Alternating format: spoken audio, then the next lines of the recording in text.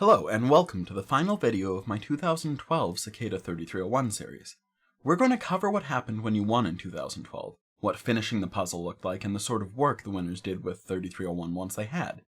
As I've mentioned in my previous videos, it would feel dishonest for me to cover this myself, as my previous video actually concluded my personal work in 2012. So I'm bringing you a recording from a friend, the one that originally got me to look at 3301, someone you've likely heard of before, named Marcus Wanner. The article he was interviewed for in Rolling Stone, while rather sensationalized by the author, remains one of the few resources outside of my own work that I'd call even close to accurate to actual events. He's a publicly acknowledged 2012 winner, and he's going to instead explain to you what he can of his time working with them. Hi, I'm Marcus, and I'm here to walk you through what happened to the winners of the first 3301 puzzle. In full disclosure, I'm a personal friend of this video's author, and I'm not being compensated for my participation in the series. However, I enthusiastically endorse the series as one of the highest quality and most accurate video records of the long-term 3301 community's experiences. By now, you should have all seen the invitation message, so we'll start from there. I received it on my anonymous email account, PGP signed and encrypted, and I answered in agreement of each of the three questions, but included a comment on the conflict between resisting censorship and following the law, specifically when it comes to the conflict between free culture and copyright laws. They never answered the question, but a little while later I received a response saying that the next step was finally ready. I received a randomly generated username and a password, as well as an onion URL. The site itself was a really lightweight, thread-based forum, like a text post-only Reddit. We found this format somewhat restricting, so at our request, 3301 added a simple refresh-based chat room. I think we all had a go at trying to break the site, but it seemed pretty minimalist and airtight. This type of sleek technical work was what really attracted me to the Cicada puzzle in the first place, but unfortunately the puzzle had become somewhat more sloppy in recent years, and that's one of the reasons I've lost a little bit of interest. So on the site we met about 20 other winners. I think probably half of them had solved the puzzle with the Pound Decipher group. There were also a few 3301 representatives. The first one we met was a mysterious figure we only heard from once, who instructed us to select and complete a project to advance technological freedom. We weren't given any ideas or examples of previous projects for operational security reasons. One of the other 3301 representatives was a sort of guide assigned to our group, and they kept an eye on our progress and gave opinions as we came up with project ideas. We kept asking them about different projects that they maybe could have done before, that they could have had involvement with. They never confirmed nor denied anything, of course. I don't know, it could have been completely made up. I haven't decided whether it was or not yet.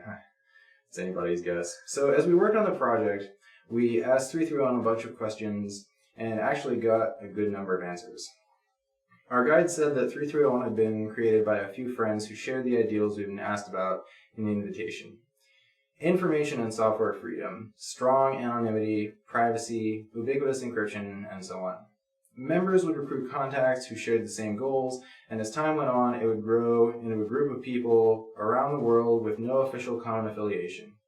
Each member of the group only knows the members directly above or below them in the recruiting order, but each member is familiar with all projects and operations taking place below them. It's not a chain of command, but a social structure which 3301 members can use to find collaborators on specific projects by asking up the tree without even knowing about unrelated operations in progress ahead of time. So many people who write anti-surveillance software like Tor and CryptoCat have been targeted for harassment by various governments. So the group operates in secret for the protection of its members, despite strict adherence to all laws in any jurisdictions where any of their members happen to physically reside. Members use various communication security techniques to prevent their identities and communications from other group members and from any kind of, nation-state surveillance or other attack vectors, along with the very practical goal of limiting the impact of a breach.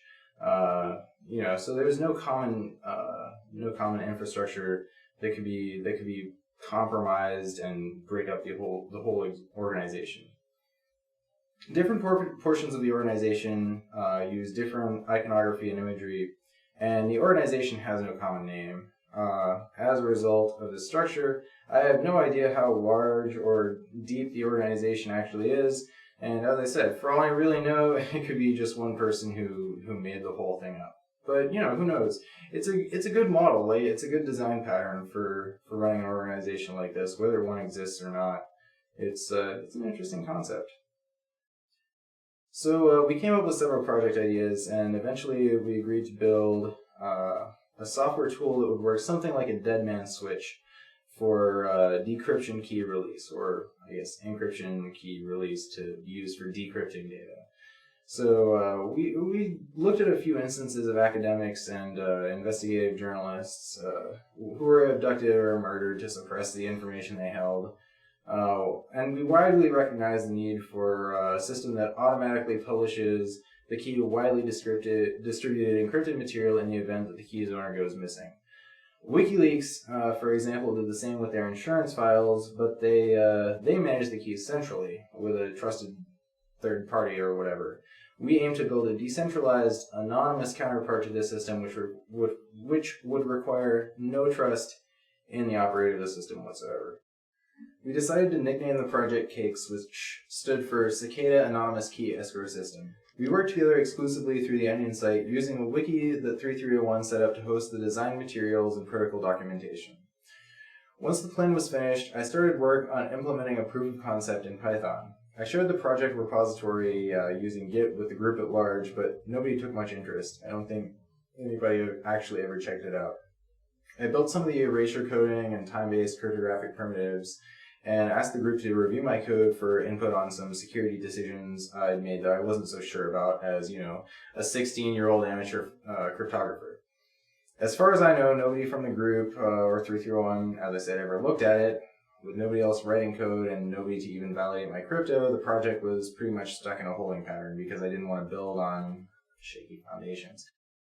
So one day on the chat, I said as much to our guide and gave some ideas for new puzzles that would find people with the skills that we needed to accelerate the development of the project and sort of collaborate with each other and combine our experience with cryptography.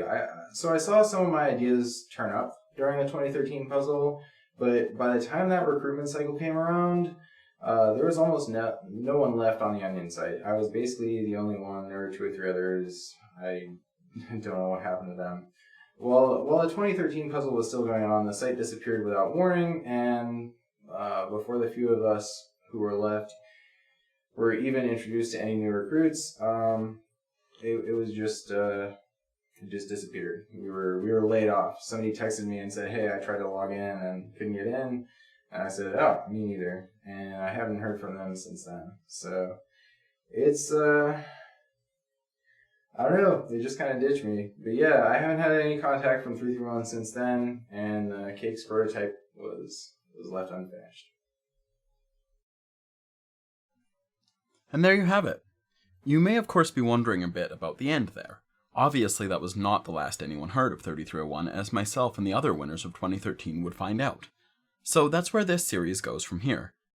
I'll continue by creating a series much like I did for 2012 that will follow along the solutions and meanings to the puzzles from 2013, and I'll finish that series with my own account of what happened in some of the strange events surrounding the 2013 winners, as best as I can. I'll then further down the line do the same for 2014 as well. Until then, good luck.